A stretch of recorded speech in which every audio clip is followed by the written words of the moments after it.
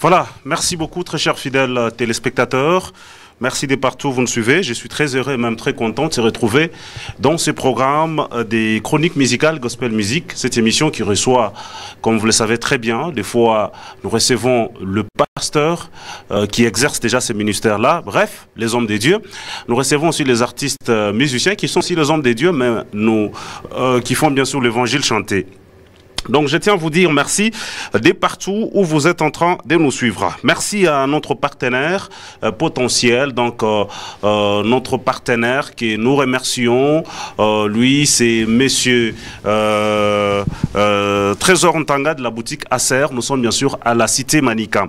Aujourd'hui, un seul invité, plusieurs sujets qui seront bien sûr abordés dans ce programme. Donc plusieurs sujets qui seront abordés dans ce programme.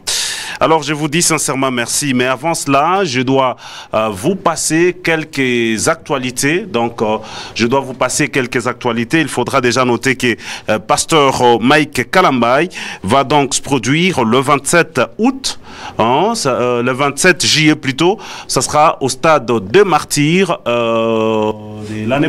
Nous serons là pour accompagner cette célébration. Et pour ces instants, je vous informe qu'il est du côté, bien sûr, des États-Unis, je pense, parce qu'ils ont plusieurs célébrations. Donc, le pasteur Mike Kalambay, en concert, ce sera le 27 juillet 2024. Ceux de Kolwezi qui voudront, bien sûr, partir, je crois que nous aurons le temps de très bien organiser les choses pour que nous puissions partir ensemble. Au même moment, vous devez aussi savoir que le prophète Promesse, l'homme de Igwe, donc il sera ici en concert le 23 juillet 2023. Ça sera du côté bien sûr Rejoice. Donc ne manquez pas dans cette célébration. Au même moment aussi, je vous informe que le pasteur Joël Kaboué sera en concert ici chez nous à Kolwezi au mois d'août. La date vous sera communiquée pour très bientôt. Ne ratez pas aussi, donc prenez déjà ce programme-là. Et aussi nos partenaires bien sûr de la Génération Joël. Leur convention, la 27e ou 28e convention, ça sera donc la première semaine du mois d'août, ce qui veut dire ne ratez pas. Le frère Aaron Kailou va donc se produire déjà aujourd'hui même. Ça sera du côté de l'école Fazili. Ne ratez pas, c'est gratos, c'est gratuit et je crois que tout va très bien. Après juste l'émission, nous serons là. Au même moment, nous vous informons que le frère Jourdain Mukendi, qui devait aussi avoir les concerts toujours aujourd'hui, a donc renvoyé ses concerts à une date ultérieure. Voilà un tout petit peu comment se présentent les quelques actualités au niveau de la province du Lualaba. Un seul invité, plus de 3 sujets à traiter ici. Soit lui, c'est le pasteur Paul Odari, à qui j'ai dit bonjour et bienvenue. Bonjour. Alors, je vais tenter de faire une petite présentation très rapidement. Pasteur Paul Odari, vous êtes responsable ici à Kolwezi de l'église primitive du Seigneur, Yeshua Amashia. Et l'adresse de l'église, c'est à la cité Manika, du côté quartier désert. Le responsable de l'église au Congo, c'est l'évêque Pierre Casse. Pas seulement au Congo, mais dans le monde entier. Dans le monde entier. Et je rappelle que pasteur Paul Odari, que vous êtes marié à 2 femmes et vous prenez aussi de la bière. Jusque-là, je n'ai que 2. 2 femmes. Mais si le Seigneur me donnait les moyens, selon sa volonté, je pourrais toujours ajouter. Voilà, merci beaucoup. Très content de vous recevoir. Moi également aussi. Gospel Music, la semaine passée, vous aviez été empêché parce que vous étiez à Fungurume. Oui. Et cette semaine, vous êtes là. Alors, on commence déjà parce que nous allons parler des 3 sujets. Nous allons parler de la polygamie. Nous allons parler de votre position pour ceux qui prennent de la bière. Vous dites que c'est biblique. Et nous allons aussi, c'est un peu d'entrer dans l'actualité. Nous sommes dans une année électorale. Qu'est-ce que votre église a vu? Qu'est-ce qui se passe? D'autres hommes de Dieu qui sont en train de donner des prophéties, tout ça, ça va un peu se dire ici. Pour vous, on commence avec la polygamie. Comment vous définissez la polygamie selon vous? La polygamie, c'est le mariage avec plusieurs femmes, d'un homme avec plusieurs femmes, et cela est enseigné par le Créateur lui-même. Institué depuis Genèse 3, le verset 16, à la femme, il a été annoncé que tous ses désirs se porteront vers son mari. et son mari dominera sur lui. Donc, la polygamie est bel et bien un mariage divin, sacré, que Dieu a établi pour la reproduction juste après le commencement, c'est-à-dire après la chute. Donc, la polygamie est réel mariage d'un homme avec ses épouses. C'est défini dans les Saintes Écritures. Par exemple, dans quel épître? Dans Exode chapitre 21. Depuis le verset 10e, le Seigneur dit: si un homme prend une autre femme, il n'abandonnera pas la première. Quant à la nourriture, aux vêtements et au droit conjugal. Ça c'est Moïse avec Dieu. Mais lui-même Moïse aussi, il avait 2 femmes comme moi. Mais il était serviteur de Dieu. Il est jusqu'à aujourd'hui reconnu comme un grand homme de Dieu. Il a eu Séphora, la fille de Jéthro, qui était sacrificateur de mendiants. Et dans Nombre chapitre 12, il a épousé une africaine, une égyptienne. Plutôt une éthiopienne, je voulais dire, couchite. Et c'était elle qui était la 2e femme de Moïse. Maintenant, dans Deutéronome au chapitre 21, depuis le verset 15, toujours le prophète Moshe, qu'on appelle Moïse, il a dit par l'autorité divine, si un homme a 2 femmes, c'est ça la polygamie, il se peut qu'il aime l'une et aime moins l'autre. Mais le jour où il partagera ce bien entre ses enfants, si le premier-né est de la femme moins aimée, alors il ne pourra pas échanger les droits d'aînesse pour donner au fils de la femme bien aimée. Mais il sera juste. Donc Dieu s'occupe et se soucie même de l'héritage des enfants nés dans la polygamie. Merci. Allez, voilà, vous nous suivez, vous pouvez aussi nous écrire ça sur Facebook, parce que l'émission passe en direct sur Facebook, partagez aussi les liens, ou encore vous pouvez nous écrire via votre numéro, donc au 097 77 0 66 12. 097 77 0 66 12. Pasteur Paul, c'est quoi l'avantage d'un serviteur de Dieu que vous êtes, y compris les autres, d'avoir plusieurs femmes? L'avantage, c'est que avoir plusieurs services, d'abord, parce que vous êtes chef. L'écriture dit: celui qui trouve une femme trouve le bonheur. Maintenant, celui qui en a plusieurs, il a aussi beaucoup d'avantages, beaucoup de bonheur. Est-ce qu'on peut se Parce que la femme est une aide. Et lorsqu'un chef a beaucoup d'aide, il est avantagé. Est-ce qu'on peut se marier juste pour ça? Oui, mais... Mais si vous avez une seule femme qui peut faire toutes ces tâches-là? C'est difficile. Dieu connaissant cela, c'est pourquoi il a établi la polygamie. Dans Ecclésiaste, au chapitre 2, depuis le verset 8e, Salomon, l'homme le plus sage de la terre, il a dit: j'ai acquis tout ce qui était bien dans ce monde. J'ai acquis même de l'or et de l'argent venant d'autres pays. J'ai eu des serviteurs et des servantes en grand nombre. Mais j'ai eu aussi ce qui fait les délices des hommes, les femmes en grand nombre. Il avait 1000 femmes. Vous parlez de Salomon? Oui. Pasteur, je voulais un tout petit peu savoir, vous là, vous êtes marié il n'y a pas très longtemps à une 2e femme. Qu'est-ce qui a changé entre la première et la 2e? Qu'est-ce que, par exemple, bien que c'est votre vie privée, qu'est-ce que vous aviez reproché à la première pour vous inciter à aller prendre la 2e? Non, ce n'est pas à cause des reproches. C'est que j'ai changé de statut. J'avais une, maintenant j'en ai 2. C'est comme quelqu'un. Vous en aurez 3. C'est comme quelqu'un. Mais bien sûr, si le Seigneur m'accordait la grâce. C'est comme quelqu'un qui a une chemise. Et il en a trouvé une autre. Vous comparez la femme aux autres? Dieu nous compare même aux animaux. Nous-mêmes, le Seigneur nous appelle les brebis. La comparaison n'est pas un péché. C'est pour faire comprendre que quand quelqu'un achète par exemple une autre voiture, ce n'est pas dit qu'il a reproché l'autre, c'est la bénédiction. L'écriture de la bénédiction de Dieu enrichit. Celui qui trouve Parce que regardez dans les Saintes Écritures, dans 2 Chroniques par exemple, chapitre 24, il y avait un sacrificateur appelé Yoada. Il a vu que le roi Joas avait fait tout ce qui était bien aux yeux de Dieu. Pour récompense, il a épousé pour ce roi-là 2 femmes. C'est comme ça que Dieu récompense ses enfants. Merci. Regardez par exemple dans Nombre chapitre 31, depuis le verset 25 jusqu'à 41. Le Seigneur a dit à Moïse, le serviteur de Dieu, vous allez vous partager les femmes qui sont des vierges. Toute femme qui a connu la couche d'homme, vous allez l'écarter.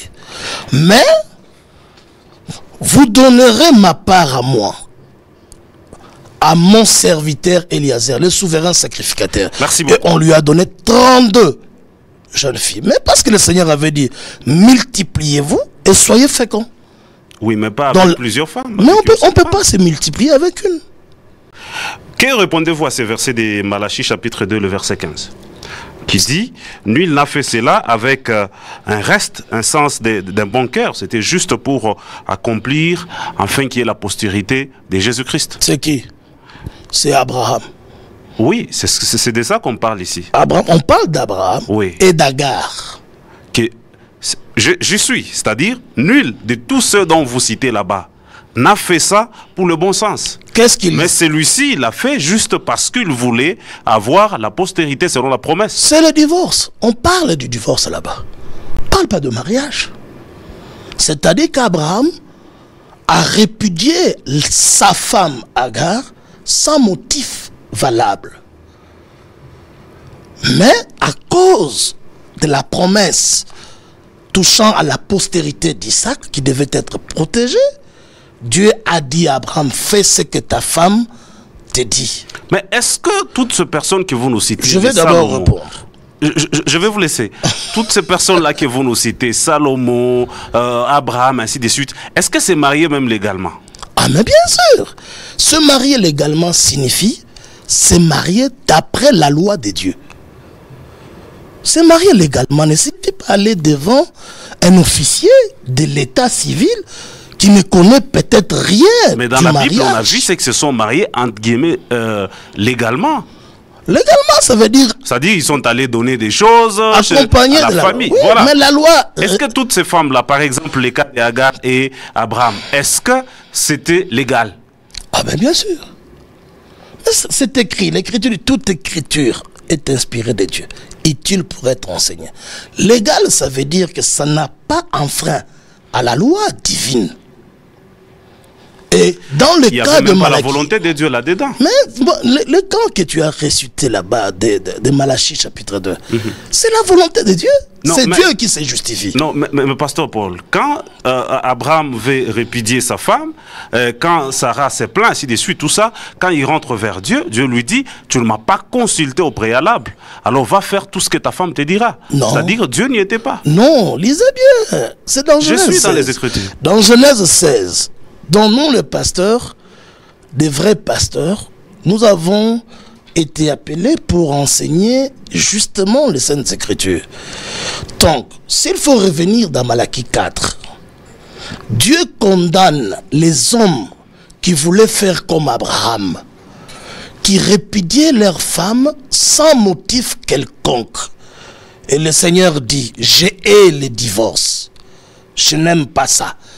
Mais dans le cas d'Abraham, par exemple, la femme de la jeunesse dont on parle là, dans Malachie 4, dans Malachie 2 plutôt, c'est Agar qui a été renvoyée sans raison, sans motif, mais à cause de la postérité. Alors Dieu dit, il n'y a que lui, Abraham, qui a fait ça, parce que c'était ma volonté. C'est ça le reste de bon sens. Alors, que répondez-vous de ce Mais verset? Abraham a eu cette femme-là dès sa première femme. Sa femme elle-même a donné à son mari. Oui, c'est de ça que j'étais en train de dire. Alors, ça dit que ça n'avait rien à voir avec Dieu. C'était la femme. Parce que, tout simplement, ils étaient en train de rechercher quelque chose. Non, c'était la volonté de Dieu. Non, ce n'était pas la volonté de Dieu. Je peux donner une écriture? Allez-y. Voilà, vous nous suivez, vous pouvez aussi réagir via les 097 77 0 66 12, 097 77 0 66 12. Nous voulons laisser assez de temps l'invité pour qu'il s'exprime, question de très bien comprendre les choses. Ou encore sur Facebook, nous sommes là sur Wango Info. Nous recevons aujourd'hui les pasteurs Paul Odari de l'église primitive du Seigneur Yeshua Amashia. Pasteur, on est à vous. Je suis dans Galates, chapitre 4, depuis le verset 22. Car il est écrit qu'Abraham eut 2 fils, un de la femme esclave et un de la femme libre. Ce n'était pas un péché. Mais celui de l'esclave naquit selon la chair. Là où vous dites libre, dans d'autres versions, on parle de la femme légitime. Pardon? Dans d'autres versions, on parle de la femme légitime. Mais, non, ça ne peut pas être la même. Donc si la version dit comme ça, c'est que ce n'est pas juste. Parce que peut-être vous pensez la femme légitime, c'est celle dont vous avez été devant l'officier de l'État. Non, mais dans la Bible, il n'y a pas d'officier de l'État. Ah non, la femme légitime, ça veut dire quoi? C'est votre femme. Ça veut dire la femme où vous êtes allé chez elle, vous avez d'autres. Comme par exemple le cas d'Isaac qui a épousé Rebecca et les serviteurs de son père avaient tout donné. Il avait tout donné, je il avait donné ceci, c'est là. Je comprends là où tu es. Ici, c'est comme qui dirait, c'est un truc qui s'est passé comme ça, on se prend à 2 et puis l'histoire se passe. Non. La Bible reconnaît 2 sortes ou 2 rangs de femmes. Il y a, comme il est écrit dans la Bible, il y a les femmes du rang princière et puis il y a les femmes de second rang qu'on appelle communément et puis abusivement concubines. Mais ce sont des femmes. Abraham, par exemple, dans Genèse chapitre 25, depuis le verset 1er, il a épousé une autre femme appelée Ketura. Au verset 5 et 6, on dit Abraham donna tout ce qui lui appartenait à Isaac, mais il fit des dons, des donations à ses fils qu'il avait eu de ses épouses de second rang. Vous voyez, d'autres versions disent concubine. Donc, une épouse de second rang, c'est une épouse légalement mariée, reconnue que c'est la femme de quelqu'un, mais sans l'avoir dotée. Par exemple, le cas d'Abigail. Abigail, femme de David, il n'y a pas eu la cérémonie de mariage coutumière. Non. Regardez le cas de Zilpa et de Bila, les femmes de Jacob. Léa a donné à son mari une autre femme, ce qui d'ailleurs toutes les femmes chrétiennes devaient penser faire. Et puis, mais si elles sont chrétiennes, l'écriture dit elles doivent ressembler à leur mère Sarah. Si la femme est encore jalouse, d'une jalousie européenne occidentale, parce que chez nous les Africains ça n'existait même pas. C'est une vie normale. La jalousie vient de l'Occident. Mais la Bible elle est universelle. Mais c'est ce que je vous dis. Dieu combat la jalousie comme un fruit de la chair. Comment ça? Comme une manifestation. Mais ce qui s'est passé entre Abraham et Sarah et Agar, c'était le fruit de la jalousie? Non, c'était pas la jalousie. La femme était devenue impolie vis-à-vis de sa maîtresse. Mais la Bible ne le dit pas. C'est de l'impoli. Moi, je vous dis que nous sommes chargés pour vous enseigner la Bible. Allez-y. Dans Genèse 16, vous pouvez trouver l'histoire. Lorsque la femme Agar était devenue grosse, elle a eu la grossesse, et que sa maîtresse n'en avait pas, elle commençait à se moquer. C'est comme ça que Abraham a tranché l'affaire en disant Sarah, mais elle est à ton entière disposition. Fais ce que tu voudras parce que c'est ta servante. C'est comme ça qu'elle a été renvoyée avec sa grossesse. Mais Dieu, qui était là, c'était sa volonté, est allé dire à Agar, par un ange, retourne chez ta maîtresse et humilie-toi. L'enfant que tu portes là s'appellera Ismaël. Le nom même était venu de Dieu. Mais vous n'avez pas le droit de critiquer ça. C'est pourquoi je veux lire dans Galates, au chapitre 4, depuis le verset 22. Allez-y.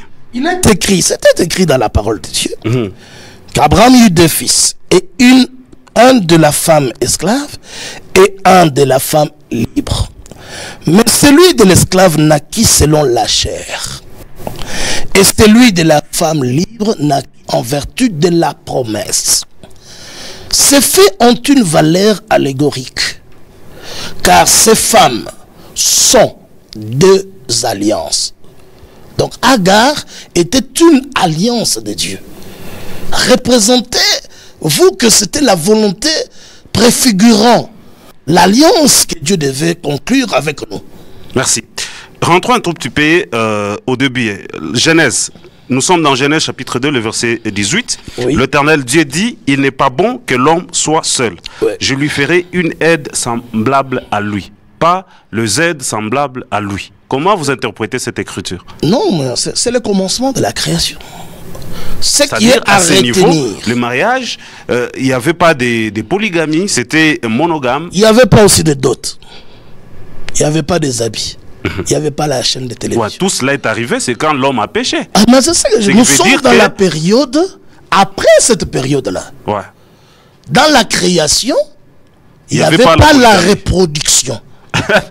On ne devait pas manger les œufs, ni la viande. Parce qu'il y avait un couple de chaque espèce. Donc vous voulez dire que depuis le péché, il y a une ouverture. Nous sommes dans une autre alliance. Dans Genèse 3, 16. Puisque tu as fait cela, toi la femme, désormais, tous tes désirs se porteront vers l'homme. Au commencement, l'homme et la femme dominaient ensemble. Il y avait l'égalité des droits. Mais après le commencement, à la chute, Dieu a élevé l'homme et a abaissé la femme. Jusqu'à aujourd'hui. Une femme qui ne se laisse pas dominer par son mari entièrement, elle est maudite. Mais à partir elle ne de là- verra jamais le Seigneur. Merci beaucoup, pasteur. Mais à partir de là, quand Dieu est en train de maudire et l'homme, et la femme, et la terre, et les serpents, on ne voit pas quelque part où Dieu fait l'ouverture que l'un ou l'autre puisse avoir deux ou trois femmes. Permettez-moi d'abord de corriger. Merci. Dieu n'a jamais maudit l'homme. Allez-y. Mais c'est la terre qui a été maudite. Il a dit, puisque tu as écouté la voix de ta femme, donc Dieu ne veut pas. Oui, mais toute Dieu ne la veut personne pas qui que la porte, femme prêche. je suis d'accord avec vous, mais la personne qui porte toute cette malédiction, c'est l'homme, c'est pas la terre. La terre. Oui, mais l'homme, c'est l'homme qui mange à la sueur. Avant de dire ça à l'homme, il a dit d'abord à la femme, j'augmenterai les souffrances de grossesse. Tu enfanteras avec douleur, ce qui n'existait pas au commencement. Vous voyez, il y a une autre alliance. C'est ce que j'ai dit. Je suis d'accord avec vous. J'arrive. Ok. Et puis il dit à la femme, puisque tu as fait, désormais, tous tes désirs se porteront vers ton mari, pas vers l'homme.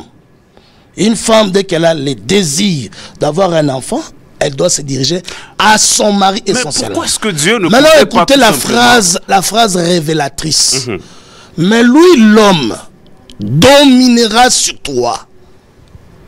Donc, il y a un changement de choses qui n'étaient pas comme ça. L'homme, en tant que chef, il peut se remarier, comme David, le grand chantre, le roi de Dieu, le pasteur, le prophète. Il peut se remarier comme David, comme Salomon, comme la continuité de la Bible tout entière. Dans le cas de David, par exemple, Dieu lui-même a donné les femmes à David. David n'avait pas demandé ça, mais comme c'était un homme obéissant selon le cœur de Dieu, Dieu a dit à David, je t'ai donné les femmes au pluriel. Et si cela était possible, ou peu, j'aurais encore ajouté d'autres femmes. Pourquoi tu fais ce qui est mal à mes yeux? Tu as méprisé ma parole. Merci beaucoup, pasteur. Donc les gens qui méprisent la polygamie méprisent la parole de Dieu. Non, non, non, non, pas jusque-là d'abord. On y Non, va. mais c'est la vérité. On y va. Vous venez Parce de que nous comment dire Dieu ici, peut donner les vous péchés? venez de nous dire ici que l'homme peut se marier à une, deux, trois femmes. Alors que, selon l'expérience, et même vous-même, je crois, je vous prends vous-même à témoin, ce n'est pas facile d'aimer deux personnes de la même manière. Oui. Ok, c'est même ça la condition que la Bible donne. La Bible ne donne jamais cette condition. Mais- ça, vous le trouverez chez les musulmans. C'est le Coran, ce que vous dites là. Moi, je suis un Je suis chrétien. dans la Bible.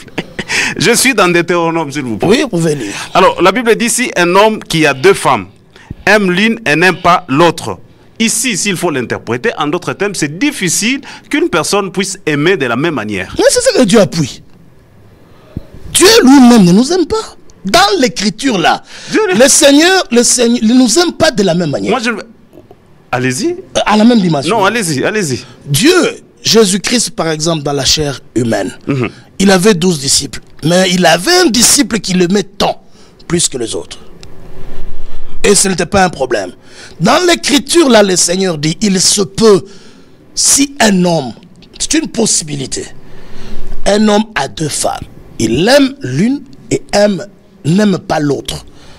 Parce que Dieu connaît. Parce qu'il sait déjà que c'est difficile. Mais nous sommes à l'image de Dieu. Donc, il ne peut pas... Le Seigneur a aimé Jacob, il a haï Ésaü. Donc, vous ne pouvez pas dire que non, il faut aimer de la même manière. Maintenant, Dieu dit, si c'est comme ça, alors, vous n'amènerez pas vos différences de degrés, de références d'amour chez les enfants.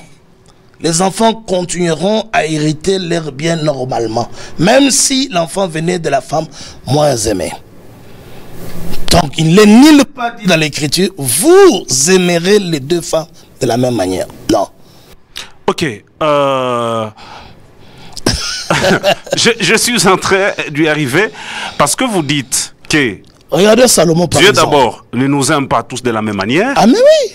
Donc, y compris vous aussi. Vous ne pouvez pas aimer les 2 femmes de la même Moi, manière. je ne vous ai Là, pas nous dit sommes aussi que d'accord. j'aime mes femmes de la même manière. Oui, parce que déjà, c'est impossible. C'est On n'a même pas besoin que vous puissiez les dire. C'est créatrice. Voilà, c'est ça. C'est la création des dieux. C'est pour cela que j'ai dit, on n'a même pas besoin que vous puissiez les dire parce que déjà, c'est comme ça que la nature est. Maintenant, à partir de là que vous n'aimez pas l'autre par rapport à l'autre, c'est ce qui est arrivé entre Léa et Rachel, parce que Jacob aimait beaucoup plus Rachel, n'aimait pas Léa, il y a eu ce qu'il y a eu. Mais malgré que Léa a eu assez d'enfants, mais les enfants prodigues sont venus de Rachel. Non. Ouais. Jésus-Christ, il est le lion de la tribu, pas de Joseph, pas de Benjamin, mais de Judas, fils de Léa. Dont la bénédiction de notre salut vient de la femme moins aimée, Léa, dont vous parlez. Donc il est difficile de tromper. Donc selon vous, il fallait que Jacob ait toujours les 2 femmes pour... Non, il a eu 4. Non, je parle d'abord des 2 là. Je parle d'abord des 2 là. Parce que c'est de là que vous dites est venu, pas vous, c'est ce que la Bible dit. Et vient la descendance, la postérité jusqu'à arriver jusqu'à Jésus. Jésus-Christ, il est de la tribu de Donc Judas. Léa, c'était importante. Qu'elle soit ou important qu'elle donc soit mariée. c'était la volonté parfaite de Dieu. Non, non, pas parfaite. Mais je vous dis la vérité. Pas parfaite. Comment Dieu est parfait? Dieu est parfait, tout ce qu'il fait est parfait. Donc, selon vous, il faut avoir plusieurs femmes. Voici les lions de la tribu de Judas a vaincu. Dieu peut agir dans les Il est exceptions. digne d'ouvrir. Dieu peut agir dans les exceptions. Ça peut être un cas d'exception. Mais regardez par exemple dans l'Apocalypse. Jésus-Christ est appelé qui? Les rejetons et la postérité de David. Mais que répondez-vous de ces versets? 1 Corinthiens chapitre 7, le verset 2 à 4. Toutefois, pour éviter l'impudicité, que chacun ait sa femme. On ne parle pas de ses femmes. C'est-à-dire qu'Abraham n'était pas impudique. Parce qu'il avait ses femmes. Pour éviter non la polygamie, parce que c'est le mariage, mais l'impudicité. Et l'impudicité, c'est une vie qui est contre la loi de Dieu. Par exemple, la débauche, l'adultère, ce qui venait de se commettre dans 1 Corinthiens 5, où un garçon avait pris la 2e femme de son père. Et avoir sa femme, exactement comme au puits de Jacob, quand le Seigneur était en face d'une femme qui vivait dans l'immoralité, le Seigneur lui a dit, va, appelle-moi ton mari. Écoutez ça. La femme a dit, je n'ai point de mari. Le Seigneur a dit, en cela tu dis vrai. Même celui qui est resté là à la maison, pour qui tu es venu puiser de l'eau, n'est pas ton mari. Donc, il faut que chacun ait sa propre femme. Voilà. Pas la femme d'autrui. Les diacres, les hommes de Dieu comme vous. Je ne sais pas si le message est bien éclairci. Ça passe. Oui. Il y a beaucoup de gens qui sont en train de nous suivre. Ce n'est pas la monogamie. L'écriture là parle plutôt de s'attacher à sa propre femme. 1 Timothée chapitre 3, le verset 12. Les diacres doivent être maris d'une seule femme et diriger bien leurs enfants et leur propre maison. Oui. Vous aspirez à avoir un don, vous devez quand même être modèle, marié à votre seule femme. Non. le diaconat n'est pas un don. Vous voyez pas que l'Écriture parle de l'aspiration, les désirs. Ouais. Vous-même, vous imaginez que tu peux... Vous pouvez aussi déposer le diaconat. C'est pas mauvais, mais il y a quand même une condition. Mais oui, mais vous pouvez aussi déposer cela. Et si tel est le cas, si réellement la version avait vraiment produit de cette manière la pensée de Paul, qui lui d'ailleurs était né dans la polygamie de la tribu de Benjamin, le 12e fils de Jacob, de la deuxième femme, Rachel. Maintenant, il ne pouvait pas être contre la polygamie. Non, pasteur. Maintenant, je reviens à la compréhension biblique. Allez-y. Je disais que si c'est ça réellement, parce que nous savons que ce n'est pas une bonne traduction. Mais c'est ce que l'original dit que les diacres soient mariés. Parce que pour diriger le couple, il faut être... C'est quoi la bonne version? L'original, c'est ce qui a été traduit, ce qui est l'original, des Grecs. Par exemple, dans Second 21 et dans Semeur, il est dit que les diacres soient seulement maris fidèles. Mais ici, on nous parle, même si vous allez dans Tite 1.6, alors, dans 1 Timothée 3.2, on parle toujours que l'évêque soit, d'ailleurs ici dans 1 Timothée chapitre 3.2, il faut donc que l'évêque soit irréprochable, mari d'une seule femme, sobre, modéré, ainsi de suite. Mais maintenant, tout le monde n'est pas évêque. Oui, c'est de vous d'abord. Et puis, si c'est le cas, si cette écriture vous concerne d'abord. Je dis, si cette exception est dirigée aux évêques et aux diacres, c'est-à-dire ça confirme, vous. C'est-à-dire mathématiquement, ça confirme la règle. Mais vous, non. Donc la polygamie est tout à fait une vie normale. Donc vous devez d'abord répudier la deuxième. Nous avons les évêques catholiques qui sont célibataires. Paul lui-même était serviteur de Dieu. Il n'avait aucune femme. Et puis, on ne parle pas de ministres là-bas. Pour devenir ministre, pasteur, d'Éphésiens chapitre 4, le verset 11e. Ici, c'est une exception des diacres. Oui, donc on ne parle pas de choristes. Mais je suis d'accord qu'aujourd'hui, vous puissiez accepter de cette exception, ce qui veut dire la monogamie est aussi biblique. Non, la monogamie est antichrist. Oui, parce que vous venez de nous parler de l'exception à ce niveau. Non, je vous dis que c'est une fausse traduction. Non. La meilleure traduction, regardez ça, c'est personne ajoute, que personne... Mais on ne peut pas ajouter... Là, vous êtes en train de blasphémer. Non, les traducteurs ont ajouté dans les Saintes Écritures. Vous n'avez pas trouvé dans la Bible, il y a d'autres Bibles qui ont même 10 livres ajoutés. Tobie, Maccabée.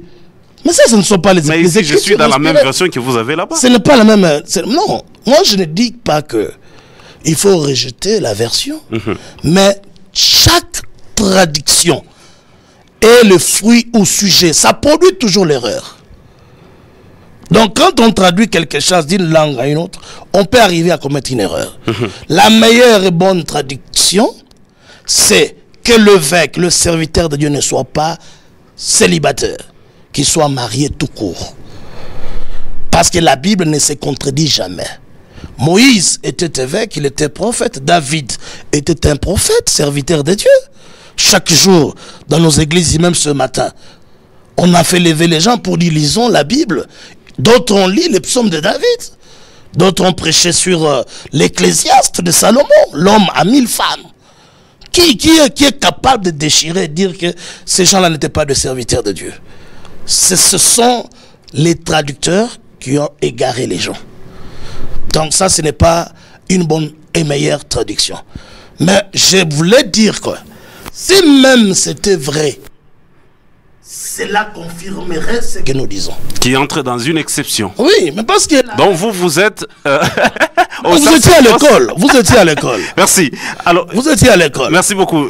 Comme moi aussi. Qu'est-ce qu'on nous a dit? L'exception n'annule pas la règle. Alors, Matthieu 19, 4 et 6 est répondu ici, c'est de Jésus, je crois, qui parle. N'avez-vous pas lu que le Créateur au commencement fit l'homme et la femme, et qu'il dit, c'est pourquoi l'homme quittera son père et sa mère et s'attachera à sa femme, et les deux deviendront une seule chair. Comment vous interprétez ça? Mais il n'y a pas à interpréter, c'est clair. Quand on s'attache à sa femme, on devient une seule chair. Pourquoi vous vous quittez de ça en C? Oh, mais là-bas, on ne parle pas du mariage. On parle de s'attacher. Oui, mais pour aboutir au mariage. Non, on s'attache dans le mariage, d'après Dieu. Mais il y a de ces gens-là qui s'attachent même avant le mariage. Ok, Et Dieu condamne ça. Je voudrais qu'on se comprenne très bien, pasteur.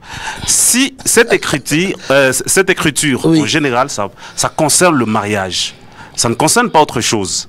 Ça concerne le mariage. Et vous, si vous avez à l'interpréter, c'est selon le mariage. Non, là-bas, la question était sur le divorce. Si Voilà, vous lisez c'est bien, ça. Oui, oui. les pharisiens sont venus pour tenter le Seigneur. En posant la question, est-il permis à l'homme de répudier sa femme à n'importe quel moment? Maintenant, j'ai quand même une question. Si vous lisez ensuite, après le point d'interrogation, on dit ainsi, ils ne sont plus deux, mais ils sont une seule chair. Alors, si aujourd'hui, vous appuyez la polygamie avec les quelques exemples bibliques que vous donnez. Non, pas quelques les Écritures. Les Écritures. Voilà. Les saintes Écritures. Que vous donnez. Oui. Donc, un homme avec 5 femmes se retrouve, toutes ces femmes se retrouvent dans cet homme et deviennent une seule chair. Oh, ben l'Église est composée de combien de membres? Beaucoup. Mais nous sommes un seul corps avec Jésus-Christ. Mais là, c'est par rapport aux règles. Ah, mais quelles règles? Du mariage. Nous sommes les fiancés. Je parle pas du mariage. Quand vous parlez de l'église corps du Christ, c'est-à-dire que l'église est l'époux, nous sommes... Ça, on ne parle pas d'un individu, on parle des règles qui tout le monde se retrouve là pour en faire une seule personne. Non. Le Seigneur que nous attendons vient justement pour nous prendre en mariage. Nous sommes nombreux. Et il avait dit lui-même, le royaume de Dieu sera semblable à 10 jeunes filles qui vont à la rencontre d'un seul époux. 5 ont été mariés le même jour. Maintenant, revenons dans le terme s'attacher. Je vais vous expliquer ici. Ce verset a toujours été maltraité par les faux docteurs de la Bible. Ils vous écoutent. Oui, mais c'est à eux que je suis établi pasteur pour leur prêcher. Parce qu'ils ne connaissent rien de Saintes Écritures. Maintenant, écoutez, chers frères. S'attacher à sa femme. Prenons l'exemple de David qui avait 500 femmes. Mais lorsqu'il consola Bathsheba, sa femme, l'Écriture dit, David s'attacha à Bathsheba, sa femme. S'attacher veut dire donc s'accoupler, avoir des relations intimes. La preuve biblique, ça se trouve dans 1 Corinthiens, au chapitre 6, depuis le verset 13 à 16. Ne savez-vous pas que vos corps sont le membre de Christ? Prendrai-je donc le membre de Christ pour en faire le membre d'une prostituée? Ou bien ignorez-vous que celui qui s'attache, vous voyez, à une prostituée est un seul corps avec? Car il est écrit, les deux ne feront plus qu'un. C'est ça l'écriture, si vous lisez, vous pouvez voir ça. Donc le Seigneur a pris l'écriture de Genèse 2, il l'a répété dans Matthieu 19, et Paul a répété ça dans 1 Corinthiens pour montrer que quelqu'un qui s'attache à une prostituée devient une seule chair à la prostituée. Que répondez-vous? Attendez. Ça veut dire aussi, celui qui s'attache au Seigneur est un esprit, devient un seul esprit avec le Seigneur. Merci. Donc s'attacher ne veut nullement dire se marier. Mais l'Écriture l'a parlé du mariage. Non. Deutéronome 17, 17. Qu'il n'aille pas un grand nombre de femmes. Qui? Afin que son cœur ne se détourne point. Qui? C'est-à-dire, qui qu'il soit, mais ici, on interdit qu'il ne faut pas avoir un grand nombre de femmes parce que le cœur risque de se détourner. Gospel signifie quoi? Allons-y d'abord ici. Allons-y d'abord c'est ici. ça, c'est celui curieux. Allez-y. C'est-à-dire que, ici, il faut permettre aux auditeurs, aux téléspectateurs. Voilà pourquoi quand je vous donne un verset, je vous dis comment vous l'interprétez selon vous. Je ne peux pas interpréter les Saintes Écritures. Comment vous comprenez ça? L'Écriture parle du roi qu'on va établir au-dessus d'Israël, du peuple Israël, peuple polygame.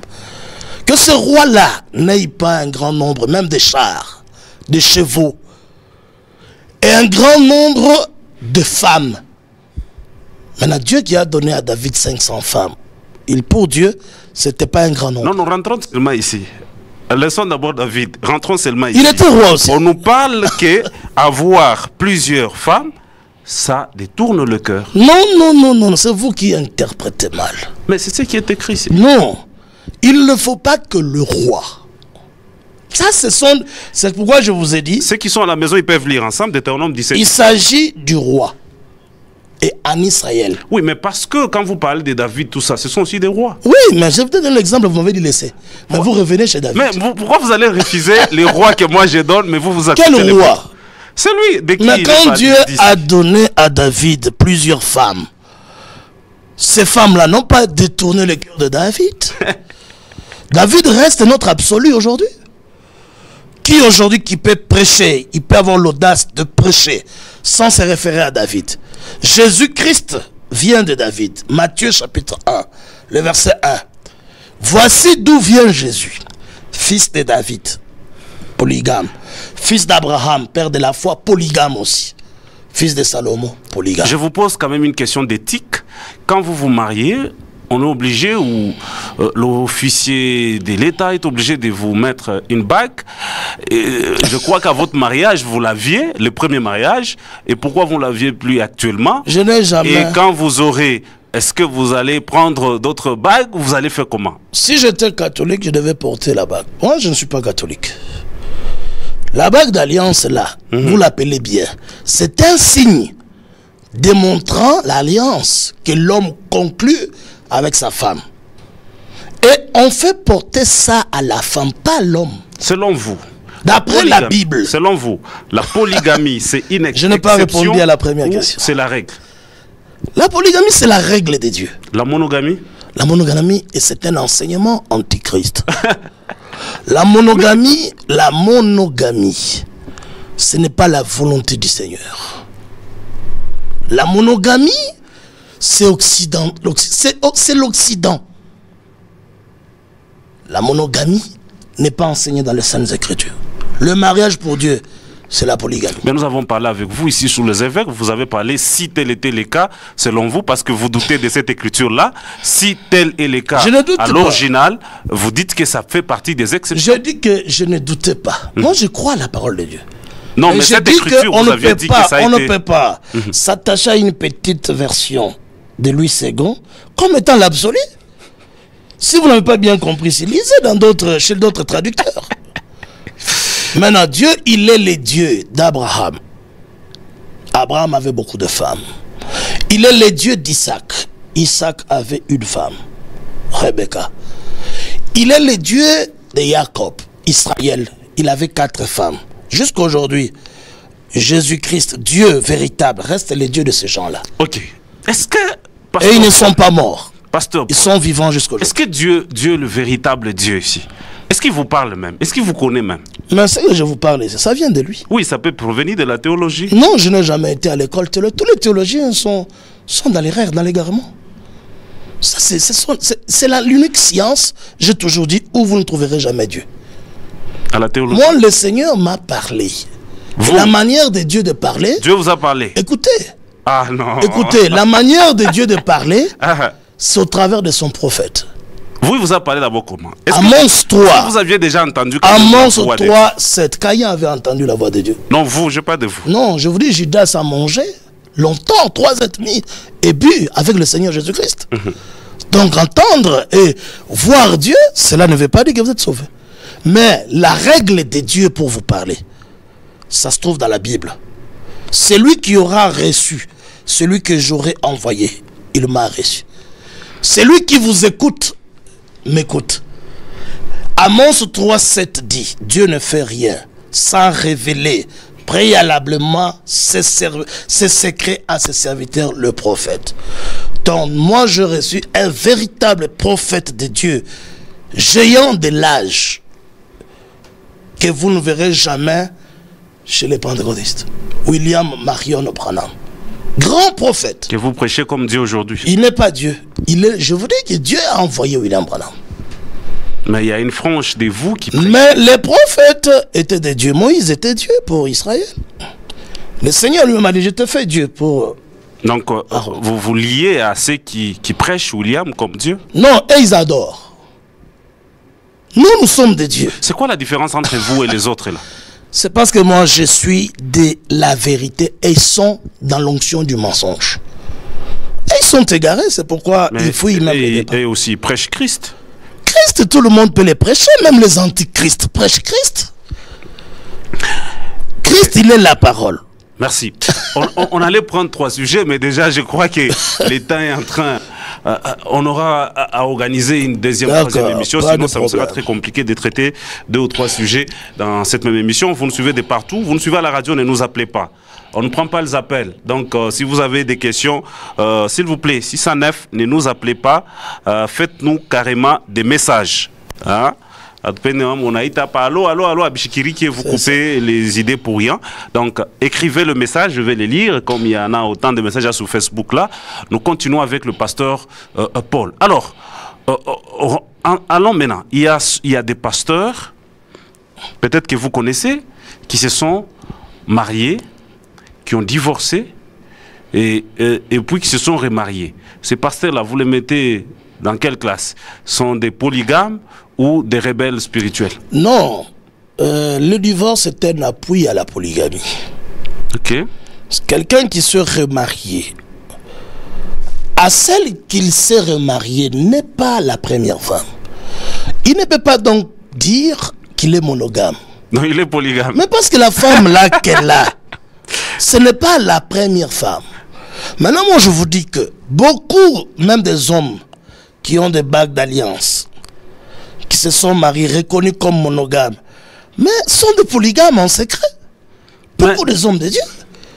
Donc vous voulez dire parce que la première femme que vous avez épousée devant l'officier de l'État, ce n'est pas votre première femme à aimer. Vous allez parce que vous avez dit non, je suis maintenant âgé, je dois officier. Peut-être en raison du travail, il faut que tu sois un homme marié, mais vous avez des copines, tout ça, sont des femmes. Donc vous voulez dire que tout ça, c'est une mauvaise vie.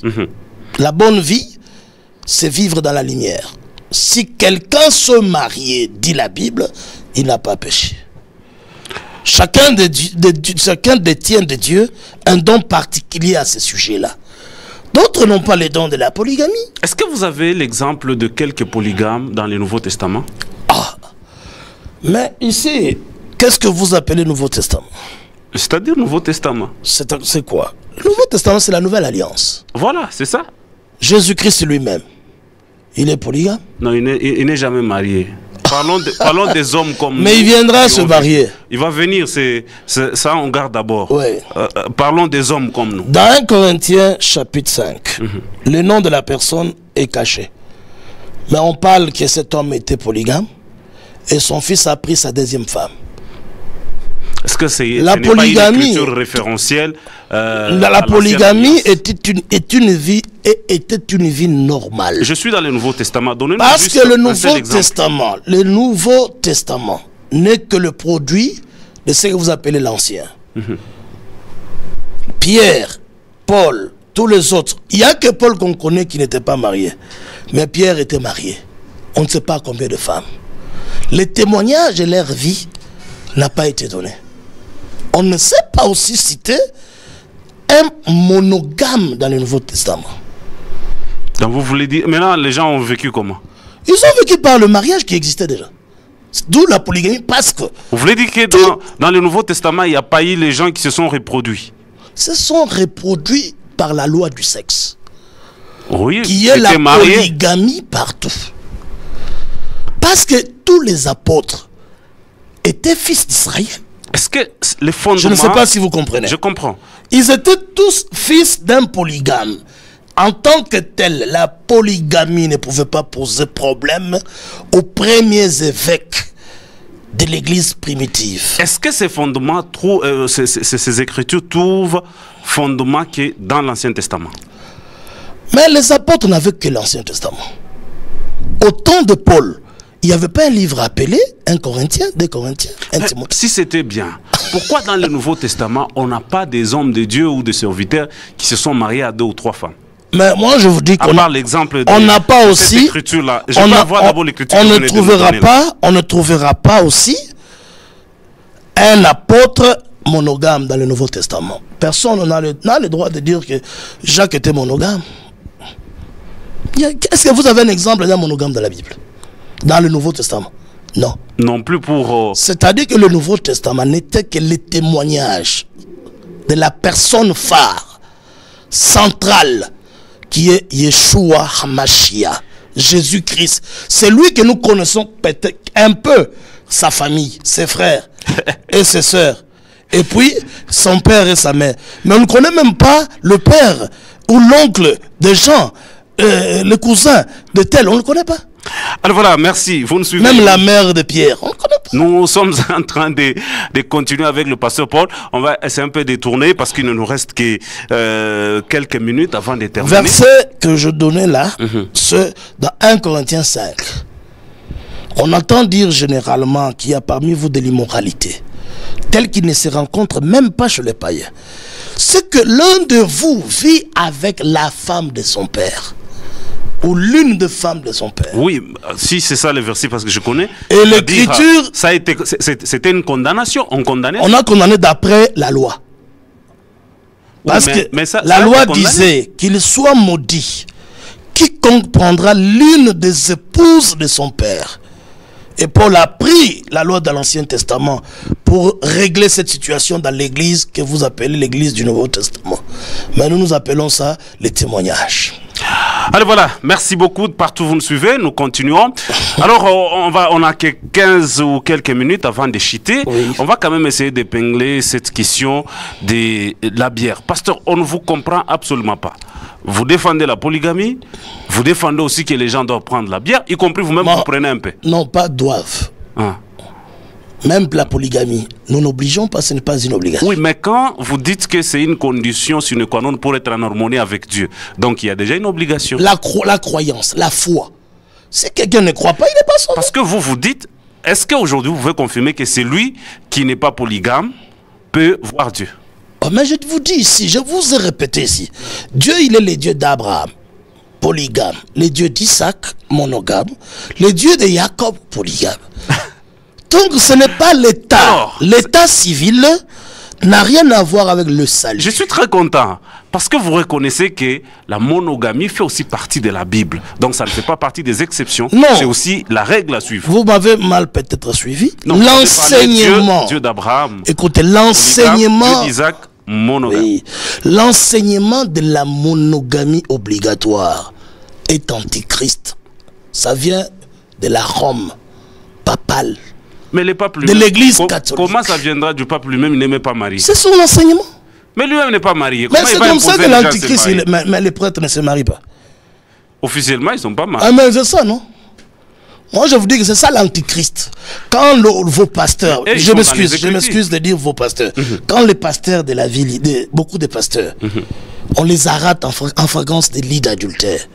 Mais ils enseignent que la monogamie, ils prennent les filles à la chorale. Mais ils sont de monogames. C'est ça les œuvres du ténèbre. Mais si quelqu'un se marie, il n'a pas péché. Moi, je me suis marié à la lumière du jour. Lorsque le Seigneur me bénira pour ma 3e ou 4e, 5e, je veux le faire public. Qu'est-ce qui va vous pousser à prendre une 4e, 5e? Pour confirmer ce que je prêche. J'étais venu dans cette ville ici, prêchant la polygamie, les gens me demandaient, toi-même tu as combien de femmes? J'ai dit, je n'ai qu'une. Attendez, je vous donne l'histoire. Vous êtes marié à une... Je connais très bien. Je vous donne l'histoire. Avec le frère Yannick Massango, je connais très bien. Mais je disais que je vais me marier au temps du Seigneur. C'est-à-dire vous vous êtes marié, pas parce que Dieu l'a voulu, parce que vous vouliez joindre votre message, donc la réalité, à tout ce que vous nous prêchez. Non, mais parce que frère Branham m'a dit, il faut vivre ce que vous prêchez. Lui-même n'était pas polygame. Il désirait, mais le temps de la vie ne lui empêchait. J'ai dit, c'est pas important de. Il désirait. C'est votre modèle. Oui, bien qu'il désirait, mais il l'a pas fait. Mais Paul n'était pas le modèle du troupeau. Il a même dit aux gens, imitez-moi, comme moi j'imite Christ. Mais célibataire. Mais les gens. Oui, voilà pourquoi le prêtre, par exemple, l'imite. Bon, mais qu'ils soient comme lui, prêchant la vérité. Pourquoi ils sont des hypocrites? Merci beaucoup. Alors, en quelques lignes, pour vous, pour éviter l'impudicité, pour éviter tout ça, il est important de se marier. Mais certains de vos frères du message disent que vous prêchez des mensonges parce que le frère Branham n'a jamais accepté la polygamie. J'ai la brochure ici pour eux. C'est le mariage et le divorce. Ainsi dit le Seigneur d'un bout à l'autre. La révélation a été accordée au prophète William Marion Branham. Dans cette prédication, il a dit que c'est le défi de l'ère. Ce que je vais vous dire va vous choquer. L'homme peut se remarier L'homme là, l'homme chrétien. Oui, peut se remarier, ça ne veut pas dire qu'il doit se marier. Vous avez très bien compris. Bon, si je ne dis pas que les gens doivent se marier. Non, quand il dit peut se remarier, c'est-à-dire... Comme David. Déjà... Je vous lis ça seulement. C'est ce qu'il a ajouté. Je voulais le vous lire. Est-ce que je peux vous donner, vous pouvez lire? Allez-y, je vais lire, il n'y a pas de problème. Hein, je peux lire, il n'y a pas de problème. Au chiffre 183. 183, je suis là. Remarquez, on ne peut pas se tromper en suivant les ombres. Comme je voulais prêcher hier soir au sujet de l'ombre. 185, pardon, je peux chercher? Ok, allez-y. Je m'excuse. Je vais les lire rapidement. Voilà, vous nous suivez donc. Mais vous lisiez 193. Ah, ok, non, c'était que là où vous m'aviez donné. Parce que j'ai. Alors, lisez alors. 188. Lisez, on y va. Permettez-moi de mettre mes lunettes. Il n'y a pas de problème. Voilà, vous nous suivez. Donc, Jenny, tu nous suis, tu comprends très bien le message, je crois. Maintenant, voyez-vous ce qui était l'original là-bas, au commencement? Le remariage. Remarquez que l'homme peut se remarier, mais pas la femme. Pourquoi pas? C'est de l'injustice. C'est l'adultère. C'est la justice de Dieu. Pourquoi vous allez accepter que pour l'homme et vous refuser pour la femme? C'est la Bible qui dit ça. Pour la femme, son premier mari doit être le dernier. Comment ça? Comme Jésus-Christ, il est l'alpha et l'oméga pour tout croyant. Une femme qui quitte le toit conjugal ou après le divorce, l'homme lui a le droit de se remarier, mais pas la femme. 1 Corinthiens, chapitre 7, depuis le verset 10e. Les femmes vont vous haïr, hein? Mais ils avaient haï Paul, ils avaient haï... Mais Jean-Baptiste était mort par une femme. Parce que Jean-Baptiste a grondé à Hérode. Il dit, il n'était pas permis de prendre la femme de ton frère Philippe. Et il a été mis en prison. Et le jour de l'anniversaire, la danse a été là. La femme, sa fille a bien dansé. Le roi a dit, oh, mais demandez-moi tout ce que tu veux, même la moitié du royaume. La femme, là, comme on l'avait dit la vérité, taxée comme étant vivante dans l'adultère. Parce qu'une femme qui vit dans le second, troisième mariage, elle est adultère. Peut-être elle l'a fait, elle ne le connaissait pas. La femme a dit, bon, il n'y a qu'une personne que je n'aime pas. C'est le prophète Jean-Baptiste. Il a demandé sa tête sur le plateau. Jean-Baptiste était mort à cause de ce sujet ici. Alors, regardez. Frère Branham dit, remarquez, l'homme peut se remarier. Ce qui était original, c'est le remariage. Remarquez que l'homme peut se remarier, mais pas la femme. Comme David, comme Salomon, comme la continuité de la Bible tout entière. C'est essentiellement comme ça parce que la caméra est en train de prendre cette écriture. C'était pareil avec David et tous les autres. Chiffre 188. C'était pareil avec David et tous les autres. Remarquez que dans 1 Corinthiens 7, 11, Paul commande à la femme qui divorce de son mari de rester seule ou de se réconcilier avec son mari. Mais pas de se remarier. Elle doit rester seule ou se réconcilier avec son mari. Remarquez qu'il ne l'a jamais dit au sujet de l'homme. Vous voyez, vous ne pouvez pas faire mentir la parole après les commencements. La loi du sexe fut la polygamie. Voilà ce que le prophète a annoncé. Alors, que répondez-vous à tous vos frères du message qui disent que vous et l'évêque, c'est qui est encore là? Pierre Casse, oui. Que vous êtes dans les faux. Ah, mais c'est comme ça. On avait taxé Jésus-Christ qu'il était Belzéboul. C'est qui a déjà été. Tous les vrais serviteurs de Dieu. Est-ce que vous n'avez pas autre chose à enseigner par ça? Moi, j'enseigne. Aujourd'hui, j'ai enseigné sur l'adoption dans mon assemblée. Parlant de 3 corps que nous avons. Le corps terrestre, le corps céleste et le corps glorifié. Alors, avant de terminer, pas plus qu'avant-hier, il y avait une prière de 3 jours pour la nation. Une prophétie est sortie selon laquelle le Congo sera comme la Chine dans 50 ans. Dans 50 ans? Oui, qu'est-ce que Dieu vous a dit?